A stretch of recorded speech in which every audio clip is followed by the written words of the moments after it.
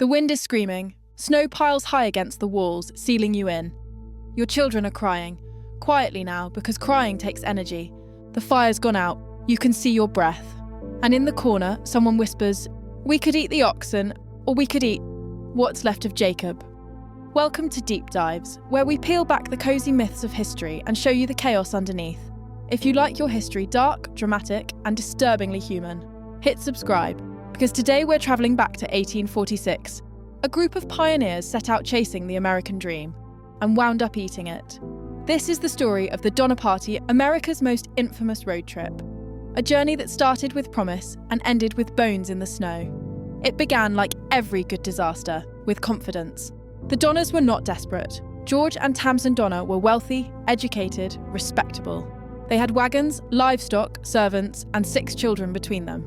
They were joined by the Reeds, another prosperous family, and dozens of others, farmers, teachers, single men chasing fortune, young couples chasing freedom. 87 in total. A parade of optimism rolling west from Independence, Missouri. Their wagons rattled with china, pianos, and dreams. They called it the emigrant train.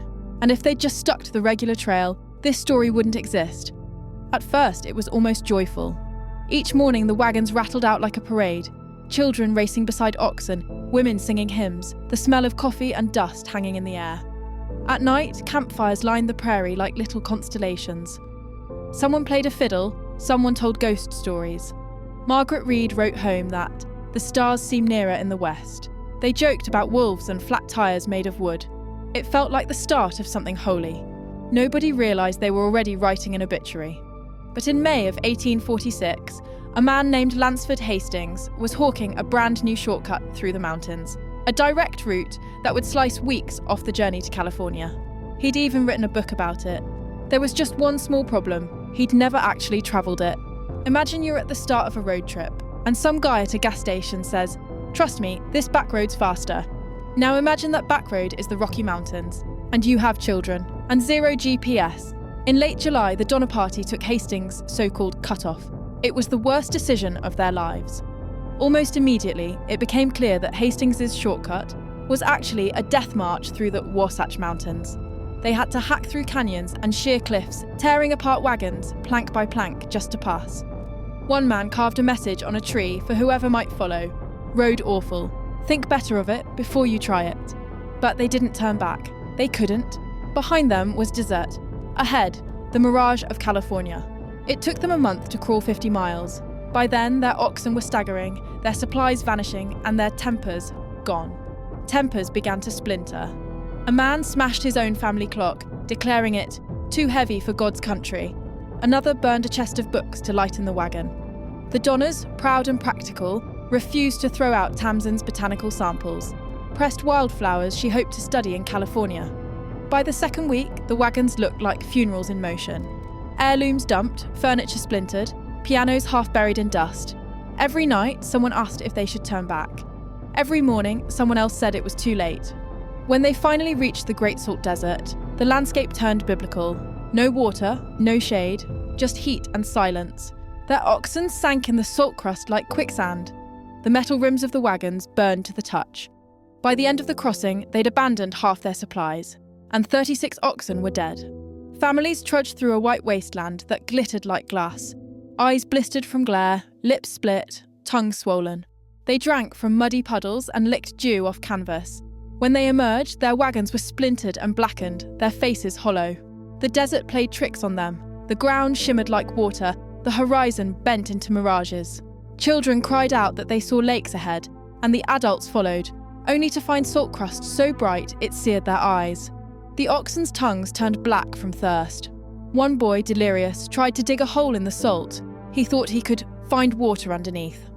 A woman later wrote that she could smell her own skin burning. The desert didn't kill quickly. It waited, patient as the sun. And still, California called. But time was catching up. While the Donners baked in the desert, winter crept down from the Sierras. By October, the Donner Party reached Truckee Lake, just 100 miles from their destination. But 100 miles might as well have been the moon. A blizzard hit, thick and merciless. Snow piled 10 feet high. The mountain passes sealed shut like a tomb. They built crude cabins of pine and cloth. little islands of misery buried in white. The first real storm arrived like an animal. Snow slammed against the wagons so hard it hissed through the cracks. Mothers stuffed rags into holes and prayed. The wind howled until it sounded like screaming. By dawn, the drifts reached the rooftops. People dug upward to breathe. A man who tried to check the oxen came back white with frost, his hands like marble. He whispered, "The sky is gone." Inside the cabins, candles flickered and went out. Morning and night became the same colour. Grey, the oxen froze where they stood. When they butchered the carcasses, the meat froze before it could cook. And when that meat was gone, they boiled hides, twigs and belts. Patrick Breen, a farmer, kept a diary. Cold, very cold, snowing fast, no meat. Killed my dog today for food. God help us. They prayed, they rationed, they waited. The waiting killed more than hunger ever could. By December, they knew help wasn't coming. The food was gone, so were most of the animals. When someone mentioned going for help, it didn't sound heroic. It sounded suicidal. Mothers wept while sewing scraps of blanket into snowshoes. One father promised his wife, "I'll be back by Christmas." She didn't answer. When they left, the others stood in the snow and watched until the figures disappeared into the white. Nobody said goodbye. It felt like a funeral that hadn't admitted itself yet. One day, a group of 15 decided to leave, to hike across the mountains and find help. They made snowshoes from oxbows and rawhide. They called themselves the Forlorn Hope because optimism had already died. For 10 days, they trudged through drifts chest deep. The snow blinded them, the wind flayed their skin. One man went mad and ran off into the storm naked, laughing. When they found him, he was frozen, mid-laugh.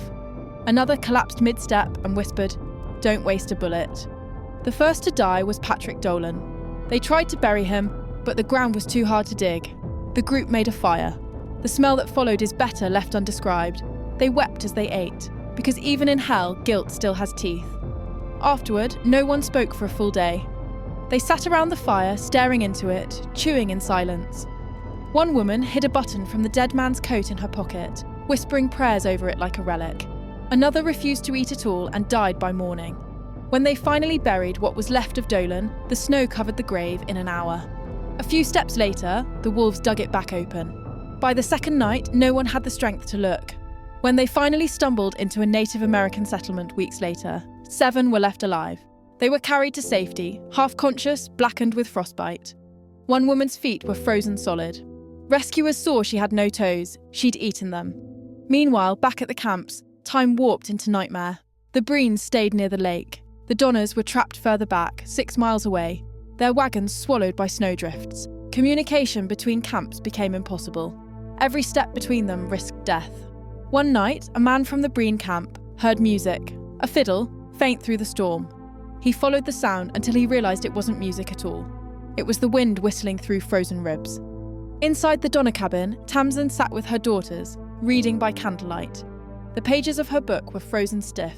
She read aloud anyway, stories about the warm world beyond the mountains. Her children fell asleep to words about sunlight they'd never see again. Weeks earlier, she'd written in her journal about wildflowers, how she pressed them in her Bible, certain California would have more. "The colours here are kinder than at home," she wrote, "and the air smells of promise." Now the only scent was smoke and decay. She taught her daughters arithmetic by drawing numbers in frost. When the wind lifted the roof and scattered her notes, she simply whispered, "It doesn't matter anymore.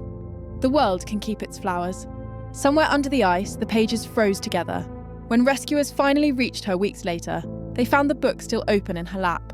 The candle had burned into a puddle of wax. The first relief party arrived in February 1847, 9 men on snowshoes. They expected maybe a handful of survivors. They found 24, gaunt, skeletal, half delirious. A woman named Margaret Reed wept as she recognised one rescuer, her husband James, who'd been exiled from the group months before for killing a man in self-defence. He'd promised he'd come back for her, and somehow he had. Margaret fell to her knees and said, "I knew you would not leave us." The rescuers handed out rations, flour, dried meat, but warned them not to eat too fast. Some did anyway. Their bodies couldn't handle it. They died with food still in their mouths. The rescuers couldn't take everyone at once, so they left what supplies they could and marked the route for their return. When they came back, weeks later, half the camp was dead. The snow had melted enough to reveal what had been hidden. Scattered bones, charred skulls, half-eaten torsos. One rescuer wrote, "Those who remain do not shrink from eating the dead. They have become accustomed to it." The rescuers couldn't stomach what they saw. One ran outside to vomit in the snow, another crossed himself again and again until his fingers bled. They refused to sleep inside the cabins, saying the walls breathed death. That night, they camped in the open, huddled under blankets, while the survivors inside feasted on what little remained. A rescuer later wrote, "I would rather die in the cold than dream of that fire." None of them ever spoke of it again. The final rescuer to reach the mountain was William Eddy, one of the Forlorn Hope who had made it out. He'd come back to find his family. He found his wife's body, half buried in snow, a strip of flesh missing from her arm. He covered her with a blanket and said later, "I was glad the snow hid her face."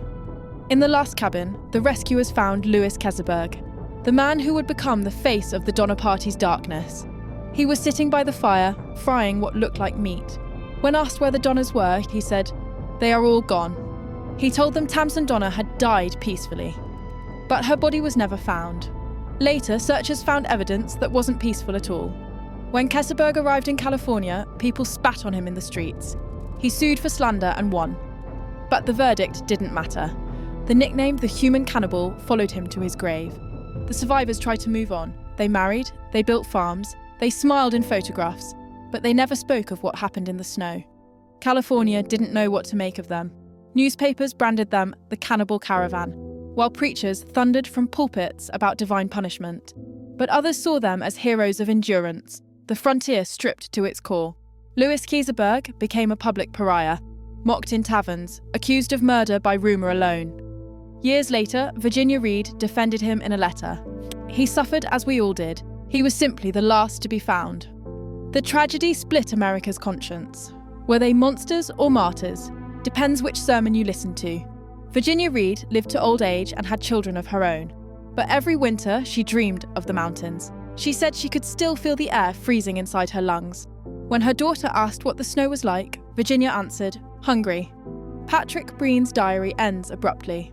The last entry reads, "Cold, cloudy, wind. God deliver us from this place." He never wrote again. The Reeds prospered. The kind of family portrait that made California look civilized again. But James Reed was known to wake screaming at night. He told neighbours he could still hear the sound of bones cracking in the fire. By spring, the snow melted and revealed the full horror. Animals refused to go near the camps. Ravens circled for weeks. The rescuers buried what they could, but there were too many. Bones washed down into creeks that still run red in thaw. Children who grew up near Donner Lake said, "You could find human teeth in the dirt for years afterward." Even now, on quiet winter days, locals swear they hear footsteps on the frozen lake. Not the wind, not the ice, footsteps. The mountain went quiet again, as if it were tired of keeping the secret. So what does it all mean? What can possibly be learned from a story this bleak? Maybe this. The Donner Party wasn't undone by evil, or madness, or even hunger. They were undone by faith. Faith in progress, faith in maps. Faith that the world could be bent to their will. They believed that hardship was temporary, that the frontier would reward persistence. And when it didn't, they found out what the frontier actually rewards whoever's left. Hubris, sure, but also hope. Because even when everything was gone, the wagons, the oxen, the light, they kept moving, they kept hoping for rescue, for spring, for one more breath. That's what makes the Donner Party more than a horror story. It's a survival story, just one that happens to smell like smoke and snow and blood. If there's a lesson in the Donner Party, it's not, don't take shortcuts. It's that every generation takes them anyway. We convince ourselves this time will be different, that our Hastings is trustworthy, that our mountain will melt, and then when it doesn't, we tell ourselves we're too civilized to do what they did. But history says otherwise. Starvation, panic, desperation. It's never as far away as we think. The Donner Party isn't a story about monsters. It's a story about people. And the terrible, beautiful truth that survival is never clean. They followed the promise of paradise and ended up feeding the wilderness instead. So the next time someone promises you a shortcut, remember this road. It's paved with good intentions, frozen tears, and the bones of people who thought they could beat the mountain. If you made it this far, congratulations. You've survived the Donner Party. If you liked this deep dive into America's hungriest history lesson, hit like, drop a comment, and tell us what disaster, dynasty, or deranged scandal you want us to dig into next. Because here at History's Hot Messes, we don't just retell the past. We crawl inside it, light a match, and see what's still moving in the dark. Until next time, stay curious, stay skeptical, and for the love of God, don't take the shortcut.